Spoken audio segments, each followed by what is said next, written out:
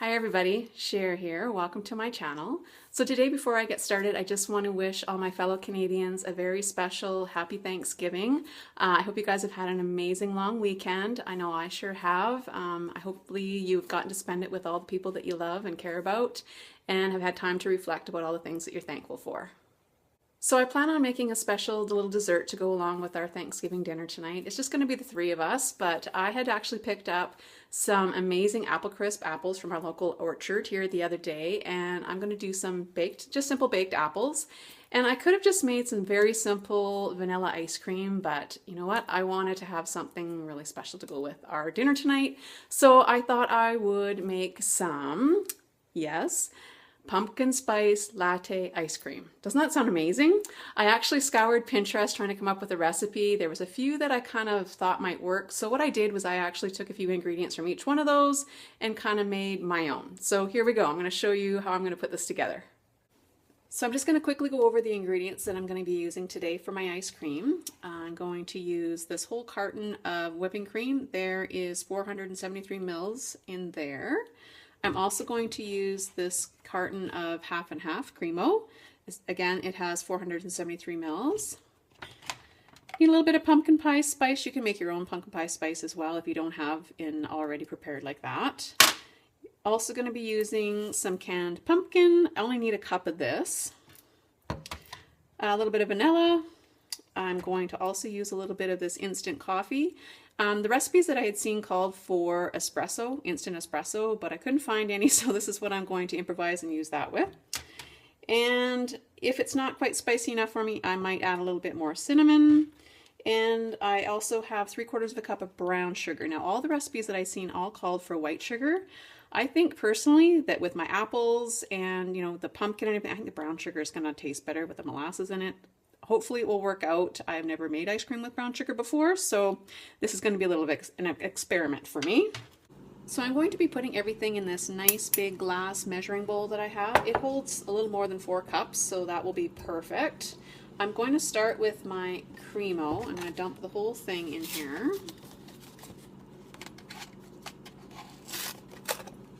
Just pour this right in here.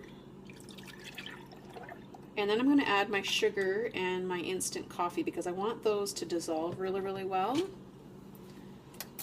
So I'm going to go ahead and put the 3/4 cup of brown sugar in there next. And I'm going to put 1 tablespoon of my instant coffee.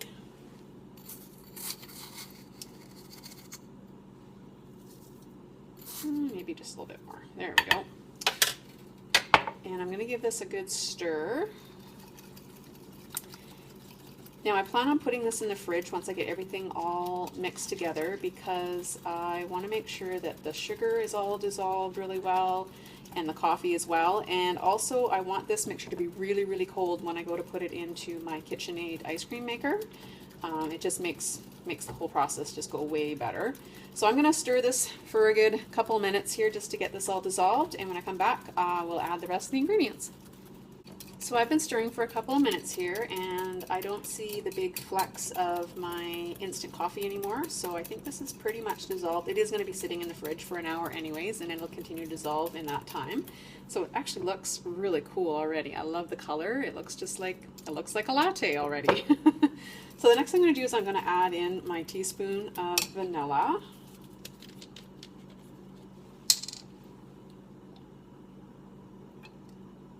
There we go. This smells really good already too with the coffee.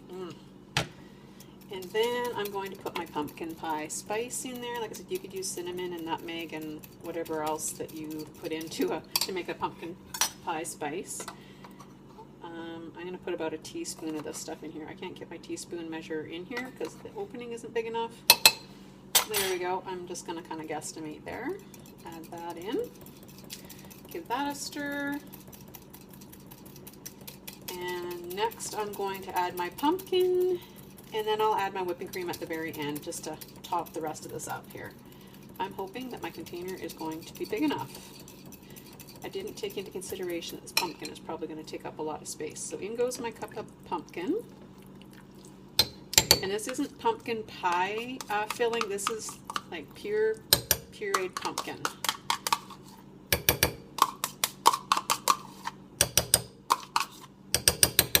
There we go. And again, we'll give that a stir. Oh my gosh, I hope my whipping cream is going to fit in here.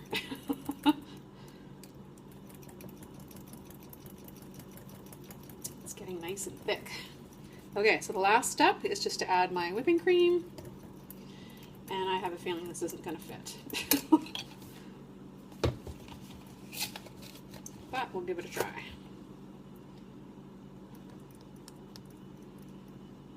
Oh, it's going to be close.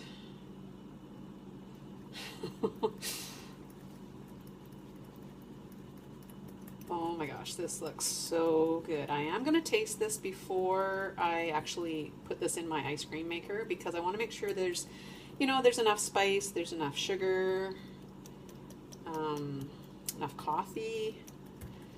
So I'm just going to give this a quick look. I don't have very much left in here. It's almost all in there. I just don't want this to overflow. I'm just going to give this a quick taste. Oh my gosh. Okay, that is really good. I can taste the coffee. I can taste the pumpkin. You know what? I don't think I need to do anything else with this. This is going to taste amazing with my baked apples. So I'm going to go ahead and put this in the fridge and just, like say, make sure this is really super cold, and it'll give a chance just to make sure everything is really dissolved. And when I come back, I'll show you how I'm going to put this into my KitchenAid mixer and my ice cream maker, and we're going to have some amazing, amazing ice cream. All right, so I just took my ingredients for my ice cream out of the fridge. They've been in there for well over an hour now, and I'm just giving it a good stir, and it looks like everything is very well dissolved in there now. So that's ready to go. I just took my KitchenAid ice cream maker bowl out of my freezer. I keep it in there all the time just so that it's always ready and good to go whenever I feel like making ice cream. So I'm just going to put this right onto the base of my KitchenAid. But before I can start making ice cream, I need to put this little attachment on. And it just snaps right into place here on the little gear mechanism. Okay, maybe it goes this way. There we go. Goes that way. There we go. And then you just need the paddle, and that's what's going to churn the ice cream. And you always want to make sure that, in my particular machine here, you got to get it started before you actually pour your ingredients in. So here we go. I'm going to just turn this on low. It's going to be a little bit noisy. And whatever kind of ice cream maker you have, I'm sure anything would work just fine. So I'm going to go ahead and just turn this on. Here we go. And I'm going to slowly pour this in.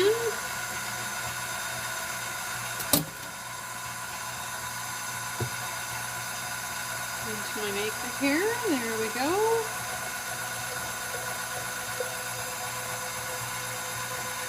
And it's going to take probably about 15 minutes or so. I don't usually time it. I can just sort of tell when it's ready.